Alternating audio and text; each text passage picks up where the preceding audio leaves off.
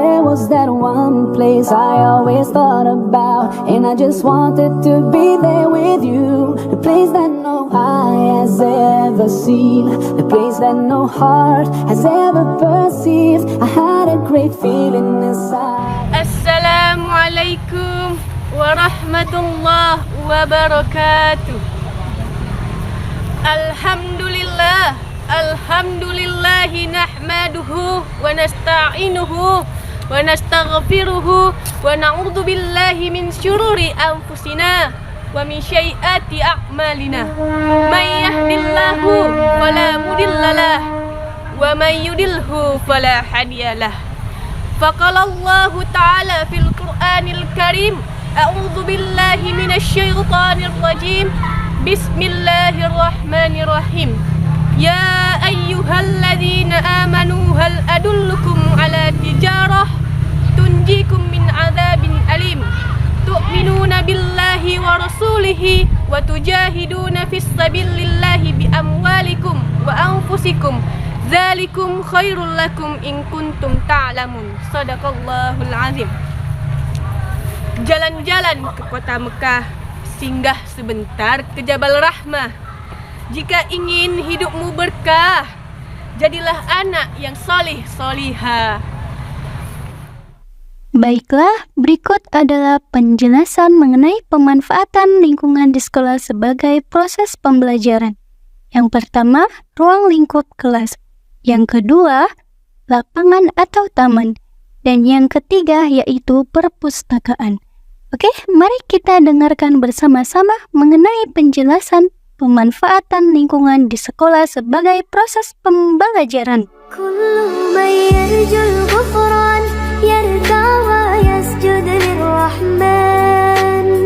Manfaatan kelas sebagai fasilitas pendidikan dapat digunakan sebagai proses belajar mengajar bagi siswa dan guru, di mana di kelas ini memiliki beberapa media. Yang pertama, adanya media papan tulis. Selanjutnya, media spidol dan penghapus. Selanjutnya, poster. Selanjutnya, kipas angin dan tempat infokus. Oke lah, inilah contoh pemanfaatan kelas yang bisa dibilang ini kelas yang sangat memadai, di mana di kelas ini memiliki beberapa media, yaitu seperti papan tulis, poster, kipas angin, tempat infokus. Jadi di kelas ini merupakan kelas yang bisa dicontoh sebagai kalian peserta didik nantinya. Oke lah, itu penjelasan mengenai pemanfaatan lingkungan di kelas. Selanjutnya akan dijelaskan oleh teman saya tentang pemanfaatan lingkungan di lapangan.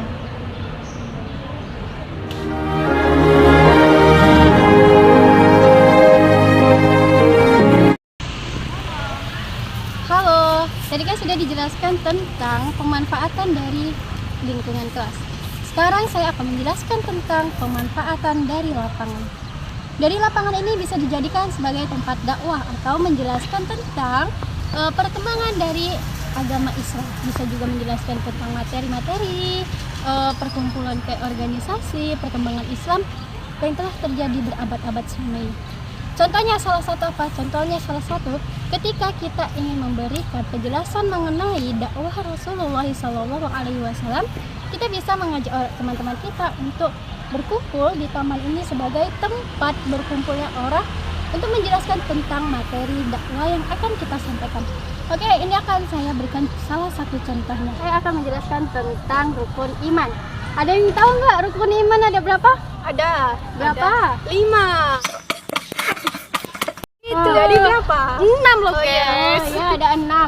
Oke, yang pertama Rukun iman kepada Allah. yang kedua, Kepada malaikat. yang ketiga, Kepada kitab-kitab. keempat, Kepada rasul. kelima, Iman kepada kodar dan kodar.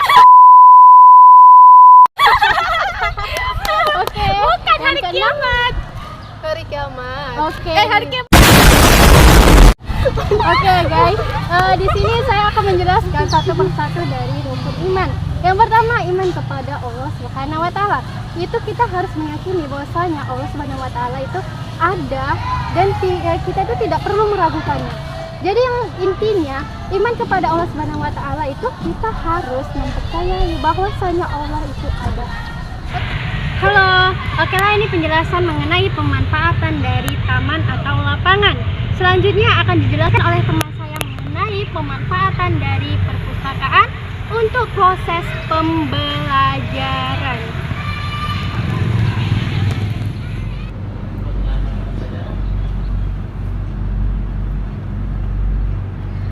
Adapun pemanfaatan dari perpustakaan yaitu satu, sebagai sumber dan referensi dari buku-buku yang kita baca.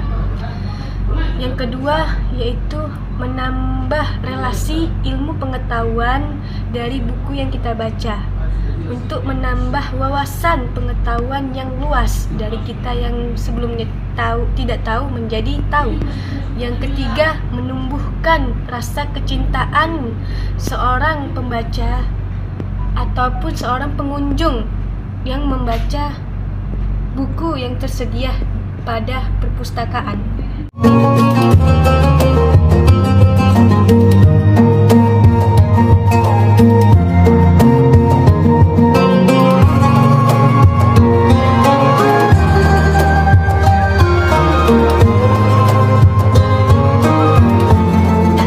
Bihadzal kalami astaghfirukum min kulli khata'in wa nisyanin washkurukum ala husni ihtimamikum wa yassarallahu lakum wa yassarallahu fi umurakum wa barakallahu fikum. Wassalamualaikum warahmatullahi wabarakatuh.